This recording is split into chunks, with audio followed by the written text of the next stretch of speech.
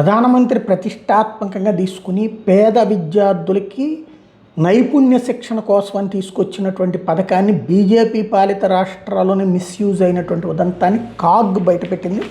ఉత్తరప్రదేశ్, బీహార్లో జరిగిందంటూ చదువుకున్న యువతకు నైపుణ్య శిక్షణ ఇవ్వడం ద్వారా స్వయం ఉపాధిలో వాళ్ళు నిలదొక్కునేలా చేయాలనే లక్ష్యంతో కేంద్రం తీసుకొచ్చిన ప్రధానమంత్రి కౌశల్ వికాస్ పథకంలో భారీ అక్రమాలు జరిగినట్టు కంట్రోలర్ అండ్ ఆడిటర్ జనరల్ అధికారులు గుర్తించారు.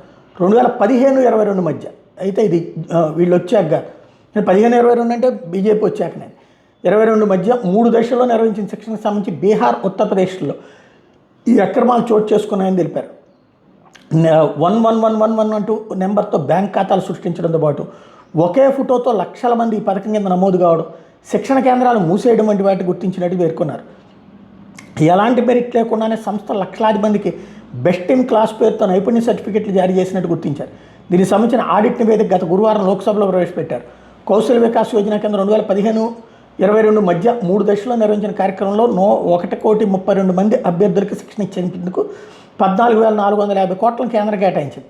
మొత్తం 3 దశల్లో 1.1 కోట్ల మంది అభ్యర్థులు శిక్షణ సర్టిఫికెట్లు పొందారు. అయితే వీళ్ళ బ్యాంక్ అకౌంట్లను పరిశీలిస్తే 90,66,624 మంది అభ్యర్థుల ఖాతా నెంబర్లు 0గా పేర్కొనగమన్నారు.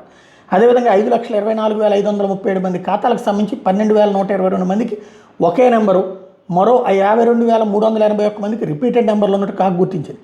4,72,156 మంది అభ్యర్థుల ఖాతాలకు నెంబర్లు ఉన్నట్టు 1111 నెంబర్లు ఉన్నట్టు కాగ్ తెప్పింది. అలాగే 24 లక్షల మంది సర్టిఫైడ్ అభ్యర్థులకు డీబీటీ ద్వారా నిధులు మంజూరు అయ్యాయని, కానీ వీళ్లలో 17.69 లక్షల మంది అభ్యర్థులు మాత్రమే శిక్షణ పొందారని తేల్చి చెప్పింది.